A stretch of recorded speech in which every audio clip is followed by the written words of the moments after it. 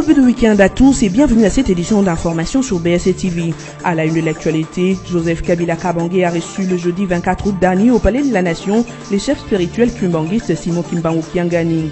Objectif, faire un tour d'horizon sur l'essentiel de l'actualité qui devrait la chronique politique en République démocratique du Congo. Une occasion pour le numéro 1 kimbanguiste d'appeler l'ensemble du peuple congolais à ne céder ni à la violence ni aux appels aux troubles, quels qu'en soient les auteurs. Et puis, une délégation gouvernementale conduite par les vice-premiers ministres de l'Intérieur et de la Sécurité, Emmanuel Ramazani Shadari, accompagné du ministre des tutelles de la Solidarité et Affaires humanitaires, est arrivé à Bunia ce jeudi 24 août pour réconforter les sinistrés du camp de pêche de Tara, apportant une assistance humanitaire aux sinistrés de cette pluie diluvienne qui a récemment secoué cette partie du pays. La délégation gouvernementale dit prendre en main ses responsabilités après un temps d'évaluation.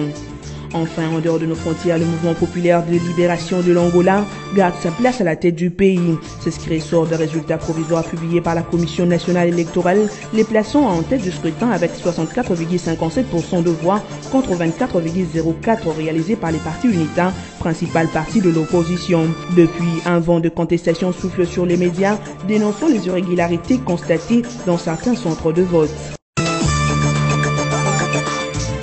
Le chef de l'État congolais, Joseph Kabila Kabange, a reçu le jeudi 24 août 2017 au Palais de la Nation le chef spirituel de l'église kimbanguiste Simon Kimbangu Kiangani. Il s'est agi au cours de cette audience de faire un tour d'horizon sur l'essentiel des questions qui, depuis quelque temps, défrayent la chronique politique en République démocratique du Congo. Le leader de kimbanguiste confirme avoir eu des échanges fructueux avec le chef de l'État congolais. À son avis, il est impérieux que tous les Congolais respectent l'autorité de l'État et les lois du pays. Simon Kimbangu Kiangani estime par ailleurs qu'il est nécessaire, au stade où sont arrivées les choses, d'appeler ses fidèles ainsi que l'ensemble du peuple congolais à ne céder ni à la violence ni aux appels aux troubles, quels qu'en soient les auteurs. Il conseille en lieu et place des appels aux troubles, le dialogue permanent et la modération pour trouver une solution pacifique et durable à tous les problèmes qui se présentent en termes de défis ou recul pour la nation congolaise. Ce durant surtout cette période charnière marquée par des pressions autour du processus électoral. Selon sa conviction, Simon Kimbangu Kiangani soutient en substance que l'Église a les 10 commandements de Moïse, tandis que l'État a la Constitution qu'il faut respecter. La délégation gouvernementale, conduite par le vice-premier ministre Ramazani Shadari, accompagné de Bernard Sango, ministre de la Solidarité et Affaires humanitaires, est arrivée ce jeudi 24 août à Bunia. Ce pour voler au secours des compatriotes sinistrés du camp des pêches de Tara au bord du lac Albert. Emmanuel Ramazani Shadari justifie sa présence avec son collègue de la Solidarité et Affaires humanitaires par le réconfort moral et l'assistance humanitaire aux sinistrés de la pluie diluvienne qui a récemment causé des dégâts matériels et humains important dans cette partie du pays. Réagissant aux propos d'une certaine opinion qui a estimé que le gouvernement est resté à fond face à ce drame, Shadari dit qu'un gouvernement responsable évalue d'abord les besoins avant de déployer l'aide humanitaire. La catastrophe naturelle qui a frappé ce coin du pays n'a pas seulement touché la localité de Tara, mais aussi d'autres camps de pêche tels que Kidipadiade au Bahema Nord et de Kangama au Walendu Petit. Pour rappel, c'est depuis mercredi 16 août que cette catastrophe naturelle s'est déclarée dans ce coin du pays. Le bilan provisoire officiel fait état des 33 morts retrouvés et enterrés, 10 blessés pris en charge, 57 rescapés, plus ou moins 174 disparus, 280 orphelins, 74 maisons détruites et 19 maisons restantes. Le directeur pays du Programme alimentaire mondial, Claude Jibidar, a déclaré mercredi dernier lors de la conférence hebdomadaire de l'ONU que la réponse humanitaire pour les déplacés du Kasaï est devenue malaisée du fait de besoins humanitaires énormes que leur grand nombre créent. Il estime que les besoins sont énormes en nourriture, en abri, parce que ces gens sont des déplacés et vivent pour la plupart dans des forêts, des églises, des écoles ou avec les populations hautes. Parmi ces besoins, l'on compte ceux en soins de santé, en eau potable et en assainissement. Quant à leur nombre, il est à noter que ce conflit a provoqué dans le Kasaï le déplacement d'1,4 million, parmi lesquels 850 000 enfants. Ainsi, pour résoudre ce problème humanitaire, 3 agences onusiennes sont impliquées, notamment le Programme alimentaire mondial, l'Organisation mondiale de la santé et les Fonds des Nations unies pour l'alimentation et l'agriculture. Le mouvement populaire des libérations de l'Angola, MPLA, parti étant au pouvoir depuis près de 40 décennies, a remporté les élections générales avec 64,77% de voix. Vient ensuite l'UNITA qui a obtenu 24,0% selon les chiffres provisoires de la Commission nationale électorale. Dès la proclamation des résultats par la CNE, les mandataires de l'UNITA se sont mis à protester contre l'ensemble des résultats devant les médias. Pour ce parti de l'opposition, la Commission nationale électorale n'est pas indépendante du MPLA, le parti État. Il a promis de publier ces chiffres selon lesquels l'UNITA avait remporté dans la province de Luanda, contrairement aux résultats annoncés par la Commission nationale électorale qui proclamait le MPLA vainqueur. Ce qui a étonné plus d'un observateur, c'est que à Luanda, les bureaux de vote ont été visiblement vidés pendant les scrutins. De nombreux électeurs ont également été renvoyés devant leur centre de vote et forcés à déposer leurs bulletins dans des bureaux situés à plusieurs kilomètres.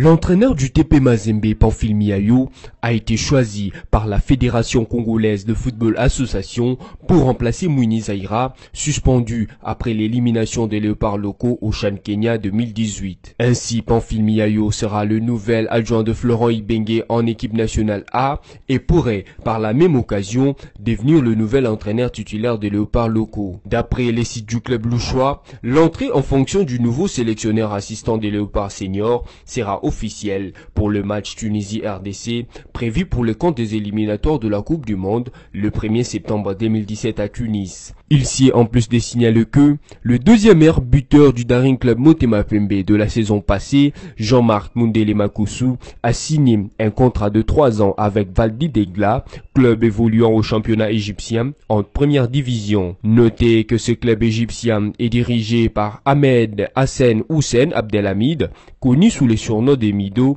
ancien footballeur international égyptien. Cette édition est terminée, voilà l'essentiel de l'actualité.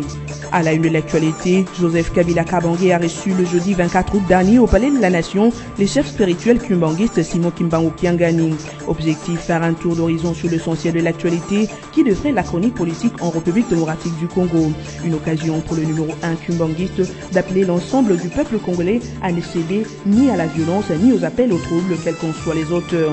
Et puis, une délégation gouvernementale conduite par les vice-premiers ministres de l'Intérieur et de la Sécurité, Emmanuel Ramazani Shadari, accompagné du ministre des tutelles de la Solidarité et Affaires humanitaires, est arrivé à Bunia ce jeudi 24 août pour réconforter les sinistrés du camp de pêche de Tara, apportant une assistance humanitaire aux sinistrés de cette pluie libyenne qui a récemment secoué cette partie du pays. La délégation gouvernementale dit prendre en main ses responsabilités après un temps d'évaluation.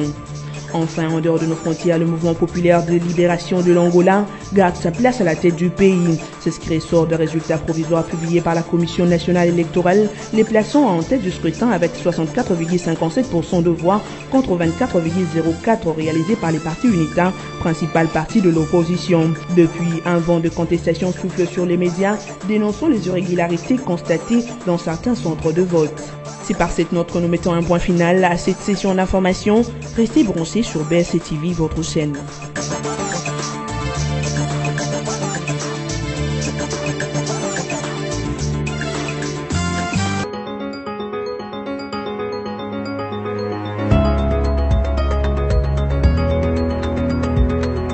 Mesdames et messieurs, bienvenue à cette revue de presse des journaux parus en ligne ce vendredi 25 août 2017, sélectionnés et résumés pour vous sur BSC TV.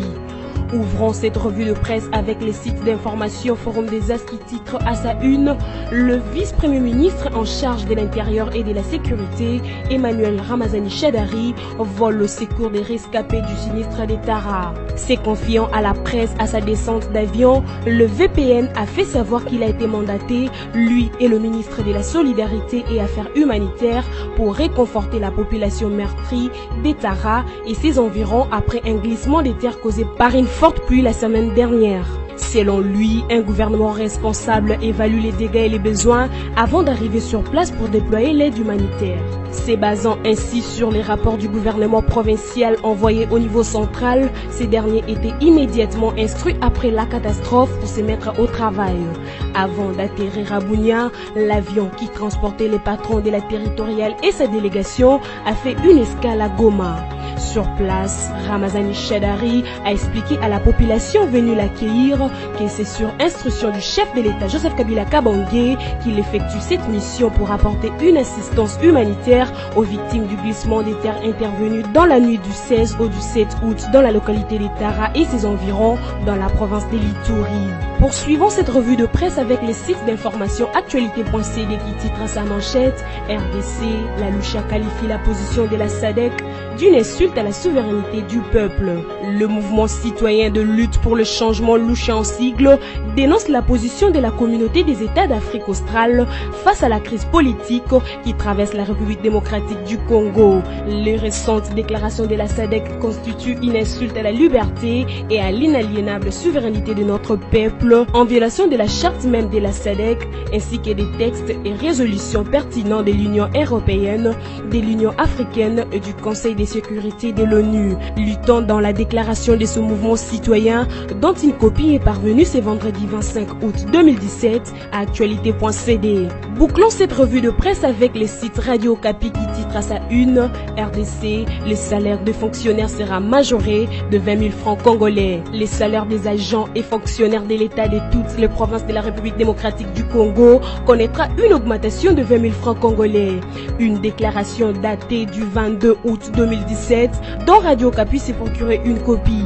Le ministre d'État à la fonction publique, Michel Bongongo, a demandé à son homologue du budget de donner des instructions urgentes à ses services en vue de matérialiser cette décision du gouvernement et assurer ainsi la paix sociale au sein de l'administration publique.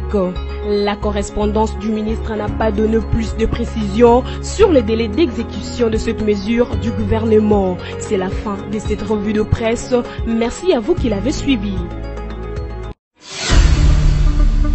Congo Panorama, votre magazine d'actualité est de nouveau dans vos bacs, dans sa 24e édition, toujours aussi riche que diversifiée. Découvrez nos rubriques telles que la coopération et la diplomatie avec Joseph Kabila et Al-Sisi qui renforcent l'axe Kinshasa-Le Caire. La CIRGL fait bloc avec Kinshasa contre le terrorisme et les groupes armés. Économie et finances, le FPI cimente son partenariat avec la FEC. Henri Avmoulang stimule les opérateurs économiques de l'Est. Société, premières opérations à cœur ouvert réussies à Kinshasa. Sonas, Carole Aguito loue les efforts du personnel féminin. Congo Panorama, c'est surtout la une. Kabila pacifie le Kasaï. Votre magazine revient sur toute la tournée du chef de l'État dans le Kasaï pour la consolidation de la paix et le reconfort des populations éplorées. Découvrez également notre dossier élections. Élections, c'est parti.